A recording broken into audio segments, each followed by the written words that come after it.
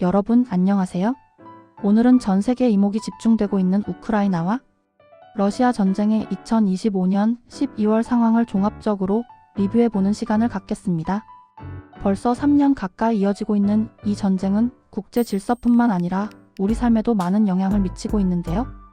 과연 2025년의 마지막 달, 전장은 어떤 모습이었고 평화를 위한 외교적 노력은 어디까지 와 있는지 자세히 살펴보겠습니다. 현재 우크라이나 전쟁은 단순한 영토 분쟁을 넘어 강대국들의 이해관계가 첨예하게 얽힌 복잡하고 다층적인 양상을 보이고 있습니다.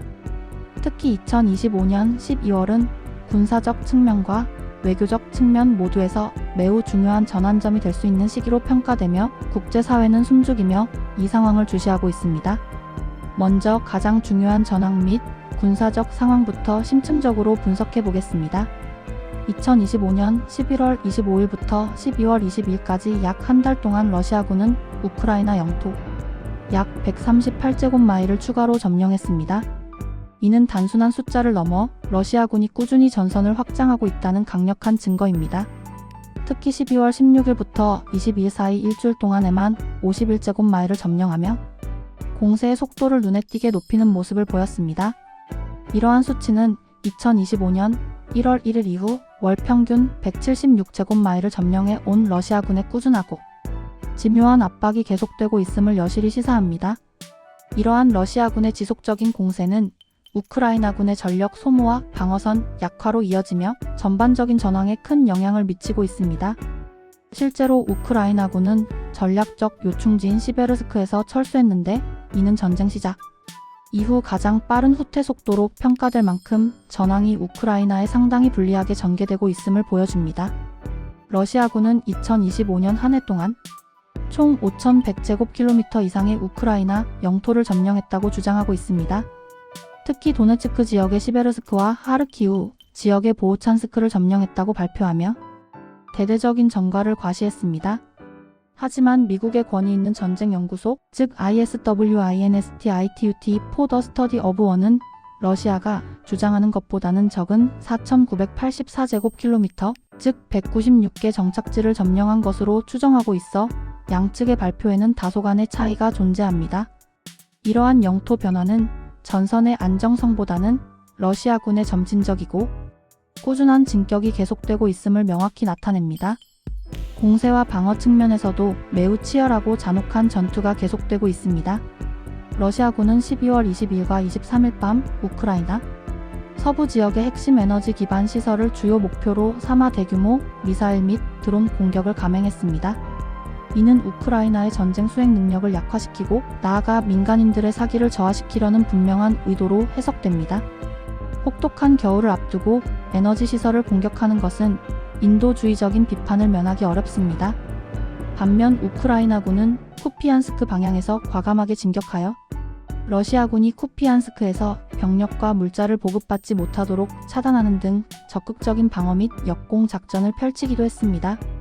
이처럼 양측은 서로의 약점을 파고들며 전술적 우위를 점하기 위해 혼신의 힘을 다해 노력하고 있습니다. 인명피해 역시 매우 심각한 수준에 이르렀습니다. 2025년 6월 영국 국방부의 추정에 따르면 이 전쟁으로 인해 무려 25만 명이 사망하고 100만 명 이상이 사상했습니다. 이는 제2차 세계대전 이후 유럽에서 발생한 가장 큰 규모의 인명피해 중 하나로 기록될 만큼 참혹한 수치입니다. 또한 독립 언론사인 MEDUJ와 MEDIAGON의 2025년 8월 추정에 따르면 우크라이나 전쟁에서 21만 9천 명의 러시아 군인이 사망한 것으로 보입니다. 이러한 수치는 전쟁의 참혹함을 여실히 보여주며 앞으로의 전쟁이 더 큰 희생을 초래할 수 있음을 엄중하게 경고하고 있습니다.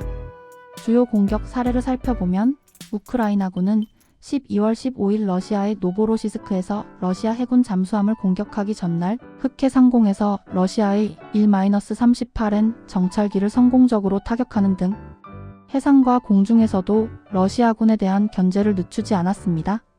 이러한 정교하고 과감한 공격은 러시아 해군과 공군의 활동 범위를 제한하고 우크라이나의 방어선을 강화하는 데 기여하는 중요한 전술적 의미를 지닙니다. 다음으로 평화 협상 및 외교적 상황을 좀 더 깊이 있게 살펴보겠습니다.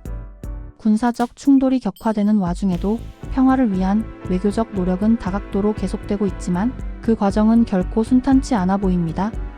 도널드 트럼프 미국 대통령의 강력한 개입으로 우크라이나 전쟁은 중대한 기로에 서 있습니다. 트럼프 대통령이 제안한 28개 조항의 종전안은 협상의 기본 토대가 되고 있지만 우크라이나 영토 포기 및 NATO 가입 금지 등의 내용을 포함하고 있어 러시아의 편향적이라는 강력한 비판을 받고 있습니다. 이는 우크라이나의 주권을 심각하게 침해할 수 있다는 우려를 낳고 있으며 국제법적 정당성 문제도 제기되고 있습니다. 다행히도 미국과 우크라이나는 이후 새로운 20개 조항의 평화 계획에 합의했으며 이 계획은 미국이 러시아에 제시할 예정입니다. 젤렌스키 대통령은 이 계획에 전선 동결, 비무장 지대 협상 등이 포함되어 있다고 직접 밝혔습니다. 이 계획은 11월에 제시되었던 28개 조항의 계획과는 상당한 차이가 있으며 우크라이나의 입장을 좀 더 적극적으로 반영한 것으로 보여 희망적인 신호로 해석될 여지가 있습니다.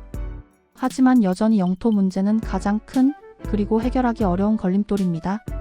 미국은 크림반도와 돈바스 지역을 사실상 러시아 영토로 인정하고 헤르손과 자포리자 지역은 현재의 전선을 동결하여 각자의 영토로 인정하자는 제안을 우크라이나에 했습니다. 그러나 젤렌스키 대통령은 우크라이나 영토를 한치도 포기할 수 없다는 단호한 입장을 고수하고 있어 이 부분에서 양측의 합의를 이끌어내는 것이 결코 쉽지 않을 것으로 예상됩니다. 평화 협상의 핵심 요소 중 하나는 바로 우크라이나의 안전 보장 문제입니다.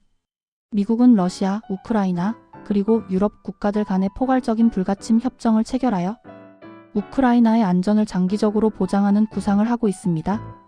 이는 우크라이나가 미래에 다시 러시아의 침공을 받지 않도록 국제적인 안전망을 튼튼하게 구축하려는 노력으로 볼 수 있으며 매우 중요한 외교적 시도입니다. 미국-러시아 관계 역시 전쟁의 향방에 매우 중요한 영향을 미치고 있습니다. 트럼프 행정부는 우크라이나 전쟁 해결을 핵심 관심사로 두고 있지만 러시아가 아닌 NATO의 유럽 동맹국들을 공개적으로 질책하는 모습을 보이고 있습니다. 이는 미국이 유럽 동맹국들에게 더 많은 방위비 분담과 책임을 요구하고 있음을 시사하며 향후 국제 공조에 예상치 못한 균열을 일으킬 수도 있다는 우려를 낳고 있습니다. 기타 주목할 만한 점들도 많습니다. 러시아는 우크라이나의 가스 생산량의 60%를 파괴했으며 그 결과 우크라이나의 전력 소비는 러시아 침공 이후 약 30% 감소했습니다. 러시아의 에너지 시설에 대한 집중적인 공격으로 우크라이나의 전력망은 동서로 분리될 위기에 처해 있으며 수도 키예프 주민들은 하루 최대 16시간 동안 정전을 겪는 등 혹독한 시련을 겪고 있습니다.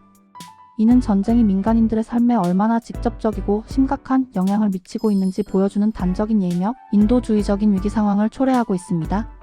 또한 양국 간의 암살 전쟁도 비밀리에 그리고 치열하게 진행되고 있습니다. 러시아군 총참모부의 고위 장성이 모스크바에서 차량 폭탄 테러로 사망하는 등 양측은 비정규전과 비밀 작전에서도 서로를 겨냥하며 긴장을 끊임없이 고조시키고 있습니다. 국제사회의 광범위한 지원도 계속되고 있습니다. 2022년 2월 전쟁 시작 이후 3년 동안 세계가 우크라이나에 지원한 금액은 무려 2,670억 유로에 달합니다. 이는 우크라이나의 전쟁 수행 능력 유지의 필수적인 요소이지만 동시에 국제사회의 재정적 부담으로 작용하고 있기도 합니다. 마지막으로 향후 전망을 깊이 있게 살펴보겠습니다. 현재로서는 평화 협상이 계속되고 있지만 영토 문제와 안전, 보장 문제에 대한 이견이 너무 커서 최종 합의에 도달하기 어려울 것으로 예상됩니다. 양측 모두 물러설 수 없는 핵심 이익과 가치를 가지고 있기 때문입니다. 따라서 전쟁은 단기간에 끝나기보다는 장기화될 가능성이 매우 높으며 우크라이나의 에너지 기반 시설에 대한 공격과 민간인 피해는 앞으로도 계속될 것으로 보입니다.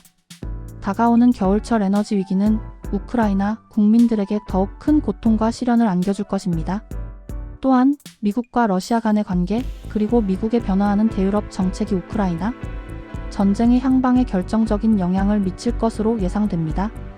미국의 강력한 리더십과 유럽 동맹국들의 단합된 대응이 없다면 전쟁은 더욱 복잡하고 예측 불가능한 양상으로 전개될 수 있습니다.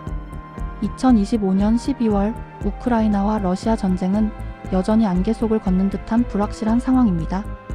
군사적 긴장은 최고조에 달하고 있고 외교적 해법은 요원해 보입니다.